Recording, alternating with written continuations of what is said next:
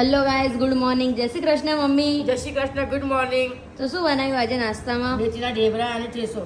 તો ગાઈઝ જો હું કેટલી નસીબદાર છું કે હું ખાલી સવારે ઉઠી અને બ્રશ કરીને સીધી આવી ગઈ. અત્યારે લગભગ 10 વાગી ગયા છે અને મારી મમ્મીએ મને માટે જો ચા છે, મેથીના ગરમા ગરમ થેપલા, ઠેસો બધું જ કાઢીને રાખ્યું છે.